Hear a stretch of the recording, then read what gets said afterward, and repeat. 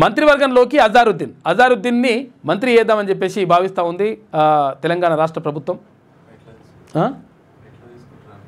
ఎట్లా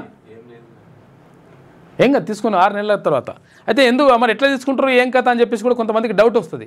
అజారుద్దీన్ ఇప్పుడు ఎమ్మెల్సీ కాదా, తర్వాత ఎమ్మెల్యే కాదా, ఏది కాకుండా కానీ మంత్రి పదవి ఎట్లా ఇస్తారని చెప్పేసి అయితే ఒక నిబంధన ఉంటుంది. ఏం నిబంధన ఉంటుందంటే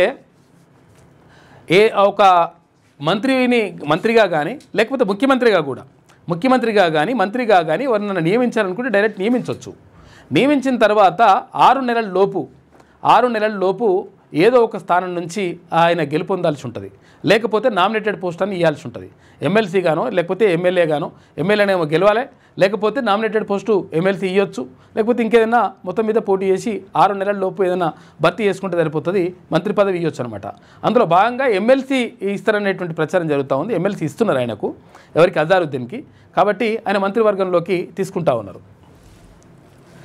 31న ప్రమాణ స్వీకారం. 31 అంటే రేపే కదా, రేపు ప్రమాణ స్వీకారం.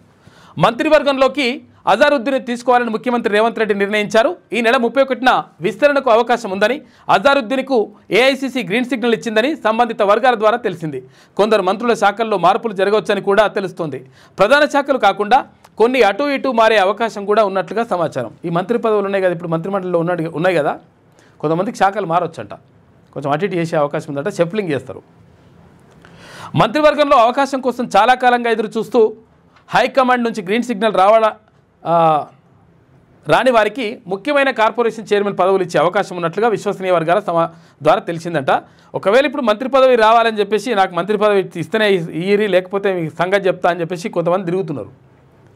అటువంటి వాళ్ళకు ఇక ఏం చేయాలి ఏం కథ అని చెప్పేసి చూస్తే ఇది కార్పొరేషన్ పదవులు ఉంటాయి కదా, ముఖ్యమైనటువంటి కార్పొరేషన్ పదవులు వాళ్ళకి ఇచ్చేటువంటి అవకాశం ఉంటుందంట. మరి వాళ్ళకి ఇస్తారా, వాళ్ళ అనుయాయులకు ఇస్తారా తెలియదు, కానీ మొత్తం మీద అట్లా ప్లాన్ చేస్తున్నారంట. గత అసెంబ్లీ ఎన్నికల్లో జూబ్లీహిల్స్ నియోజకవర్గం నుంచి కాంగ్రెస్ అభ్యర్థిగా పోటీ చేసిన అజారుద్దీన్ ఓడిపోయారు. తర్వాత మైనార్టీ వర్గం నుంచి ఒకరిని మంత్రివర్గంలోకి తీసుకోవాలని నిర్ణయించిన కాంగ్రెస్ పార్టీ అజారుద్దీన్ వైపే మొగ్గు చూపిందంట. కాబట్టి ఆయనకు మంత్రి పదవి ఇస్తూ ఉన్నారు. ముఖ్యమంత్రి రేవంత్ రెడ్డితో మైనార్టీ సంఘాల నేతలు, చిత్రంలో మంత్రి వివేక్ వెంకటస్వామి, ప్రభుత్వ సలహాదారు షబ్బీర్ అలీ, తర్వాత అజారుద్దీన్ తదితరులందరూ కూడా నిన్న కలిసినట్టున్నారు ముఖ్యమంత్రిని. రేపే ప్రమాణ స్వీకారం ఉంటుంది.